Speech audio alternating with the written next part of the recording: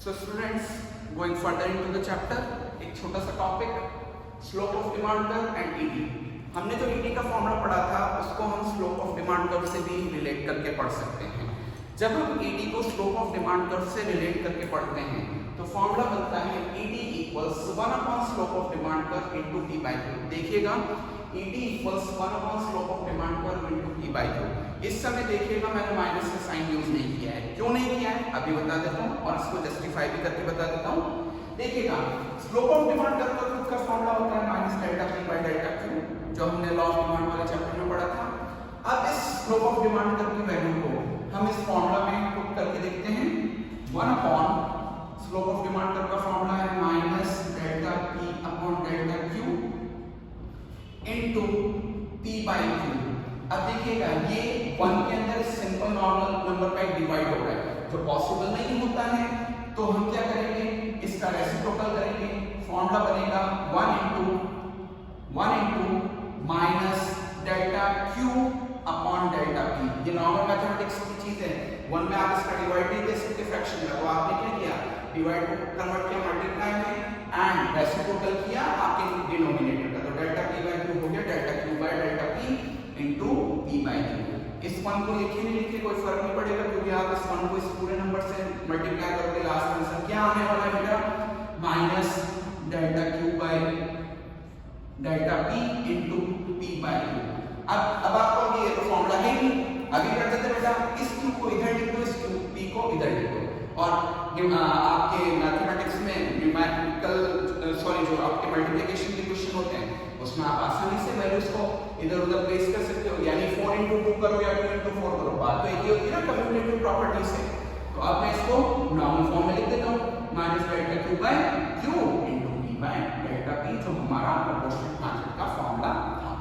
तो आपने इस फॉर्मूला से प्रोपोर्शनल मेथड की जो सक्सेस होती है, जो वेरिफिकेशन होती है, वो भी देखी।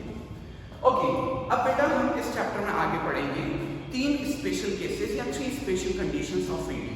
पहली है ईडी इक्वल इनफिनिट, दूसरी है ईडी इक्वल 0 एंड तीसरी है ईडी इक्वल 1। देखिएगा ईडी इक्वल इनफिनिट का मतलब क्या होता है, तो ईडी इक्वल इनफिनिट में बनता है एक straight horizontal straight line demand curve. Diagram wise बता रहा हूं,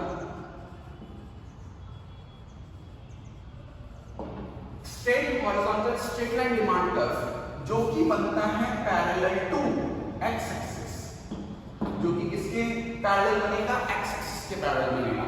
यानी ईडी इक्वल इनफिनिट का अगर ग्राफ पे प्लॉट करोगे तो आपको एक straight horizontal straight line demand curve मिलेगा जो कि पैरेलल होगा एक्स एक्सिस के। रही बात इसके ग्राफ शेड्यूल की, तो ईडी इक्वल इनफिनिट का केस क्या कहता है, any quantity can be sold at given prices.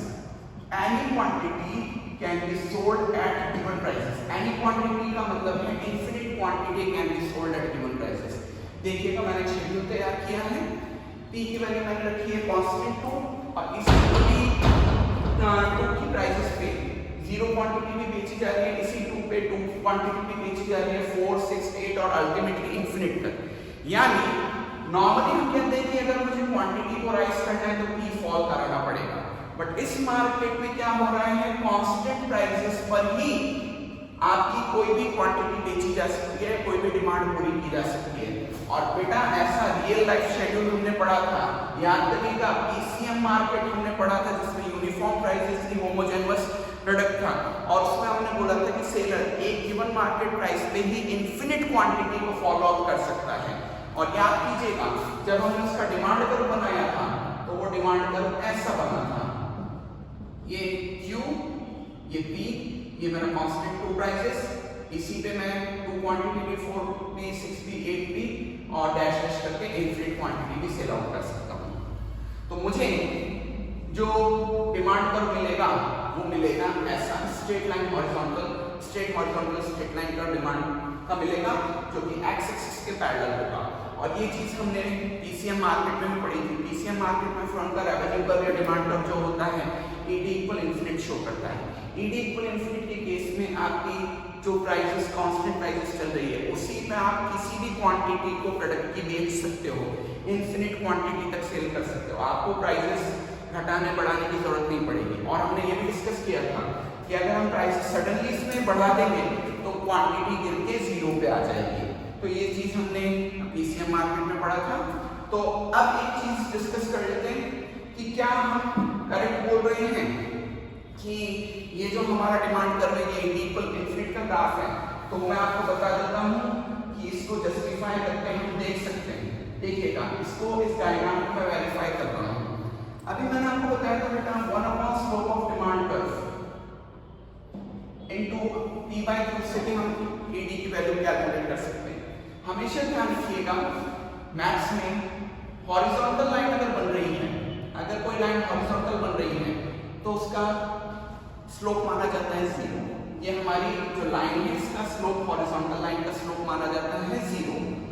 तो 1/0 इनटू p/q। मैथ्स में एक चीज और है कि जब भी हम किसी चीज को, जैसे मान लीजिए ऊपर आया p, 0 इनटू q का वैल्यू आया 0। मैथ्स में रूल है कि जब भी आप किसी चीज को 0 से डिवाइड करते हो आंसर आता है इन्फिनिट। तो देखिएगा स्लोप कितना आता है इन्फिनिट, और मैंने बोला था इस लाइन का स्लोप आएगा इन्फिनिट। तो ऐसा रियल लाइफ सिचुएशन होता है पीसीएम मार्केट में, और ये चीज हमने पीसीएम मार्केट में भी डिस्कस की। दूसरी सिचुएशन है बेटा, इसको अगर हम बोलना चाहें तो बेटा इसको बोलते हैं परफेक्टली इलास्टिक डिमांड। जो अभी मैंने सिचुएशन आपको समझाई है वो है परफेक्टली इलास्टिक डिमांड। दूसरी सिचुएशन होती है जिसको हम बोलते हैं perfectly inelastic demand. Perfectly inelastic demand का मतलब क्या है कि प्राइस कितनी भी अप डाउन हो जाए, क्वांटिटी रिमेन कांस्टेंट। प्राइस में कितना भी चेंज हो जाए, अप डाउन हो जाए, क्वांटिटी में कोई फर्क नहीं आएगा। यानी क्वांटिटी प्राइस चेंजेस से बिल्कुल अनइम्पैक्टेड है। एग्जांपल देखिएगा, प्राइस चल रही है 2468, प्राइस लगातार राइज करती जा रही है लेकिन क्वांटिटी अपनी जगह पे बैठी हुई है। इसको हम रियल लाइफ में समझ सकते हैं मेडिसिन के। मान लीजिए आज कोई मेडिसिन आप 2 रुपीस पर टैबलेट पे खरीद रहे हो, मान लीजिए वो महंगे होते होते 200 हो गई, लेकिन क्या आप उसकी डिमांड को रोक दोगे? नहीं रोकोगे। प्लस ऐसा भी नहीं है कि सस्ती हो गई तो आप उसका इन्फिनिट स्टोरेज करके रख लोगे। आप उतनी ही क्वांटिटी मांगोगे जितनी डॉक्टर ने प्रिस्क्राइब की है। ना तो उसके महंगे होने पे आप उसका कंजम्पशन छोड़ोगे, ना उसके सस्ते होने पे उसका अनलिमिटेड स्टॉक करके रख लोगे, क्योंकि सीधी सी बात है दवा उतनी ही बॉडी में जानी चाहिए जितनी स्टोरेज है। हाँ, कई बार हो सकता है कि आपके पास अमाउंट नहीं है तो महंगी दवा में आप कुछ सोचोगे कि नहीं लेनी चाहिए, लेकिन सोचिए लाइफ बड़ी है या आपका वो प्राइस जो आप पे करोगे, तो जब तक आपकी पॉकेट अलाउ करेगी, जब तक आप अरेंज कर सकते हो मनी, डेफिनेटली आप उसको परचेज करके आओगे। तो एक्सट्रीम सिचुएशन में जब आप किसी चीज का कंजम्पशन पोस्टपोन नहीं कर सकते हो तो वहां भी AD = 0 होती है।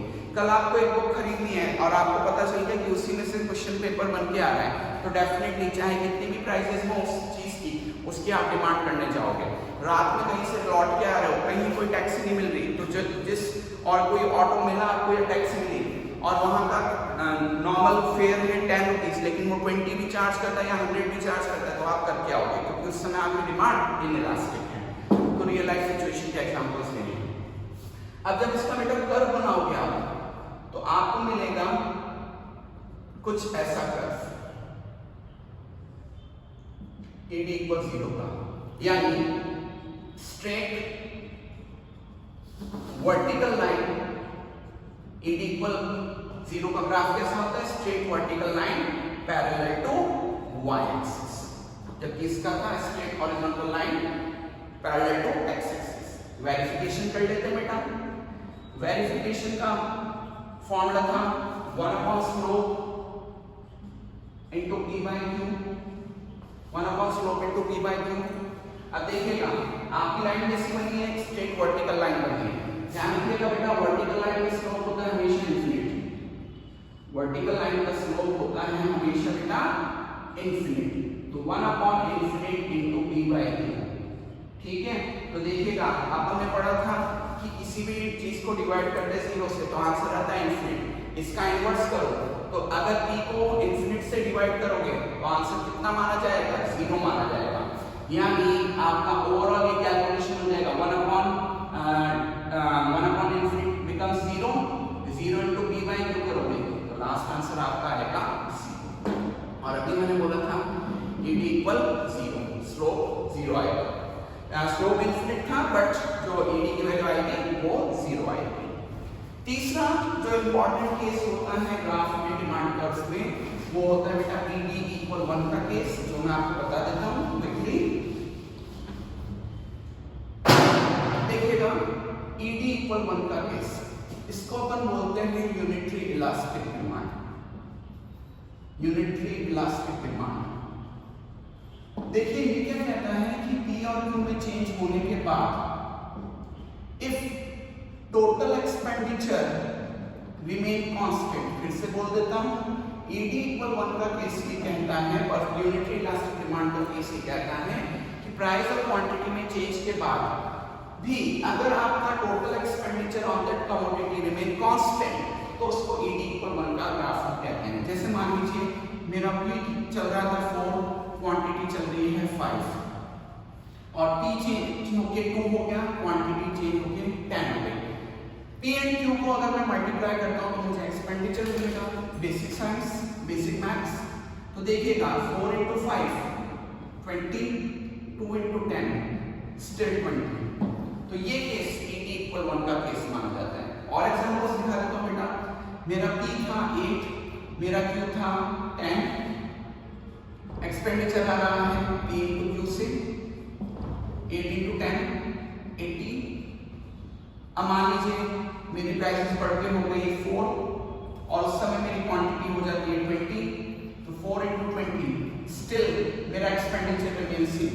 तो अगर प्राइस और क्वांटिटी के चेंज के बावजूद एक्सपेंडिचर या टोटल एक्सपेंडिचर कांस्टेंट बना रहता है तो उसको हम कहते हैं ed इक्वल 1 का केस।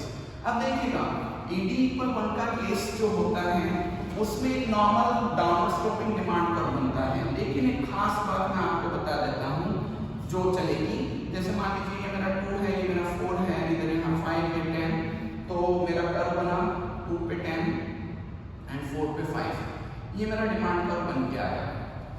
अब इसके नीचे अगर मैं जो दो रेक्टेंगल फॉर्म हुए हैं या अदर रेक्टेंगल फॉर्म हुए हैं उनका एरिया निकालूं, जैसे एक रेक्टेंगल तो बेटा ये फॉर्म हो रहा है 2 और 10 वाला, और दूसरा रेक्टेंगल हमारा फॉर्म हो रहा है दैट इज 4 and 5, तो 2 into 10 इधर भी 20 आ रहा है, इधर भी 4 into 5 20 आ रहा है। इस डिमांड कर्व के नीचे जितने भी रेक्टेंगल बन रहे हैं, इसके अलावा भी और भी रेक्टेंगल बना के आप ट्राई कर सकते हैं, उन सबका एरिया सेम आएगा। और हमने मैथ्स में और इकोनॉमिक्स में पहले भी कंसेप्ट पढ़ा है, AFC पढ़ा था कि अगर किसी कर्व के नीचे जितने भी रेक्टेंगल बन रहे हैं उन सबका एरिया सेम आएगा तो उस कर्व को हम क्या बोलेंगे, रेक्टेंगुलर हाइपरबोला बोलेंगे।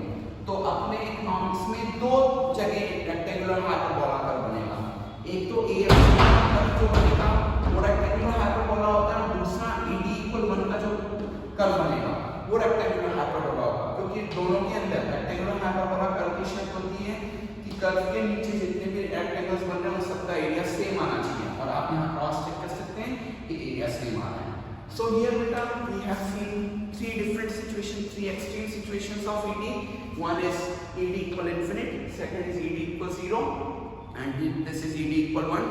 लाइफस्टाइल में कहाँ ये यूज होती है और कैसे इनका ग्राफ होता है वो सब मैंने आपको शो किया है। Now we are at the and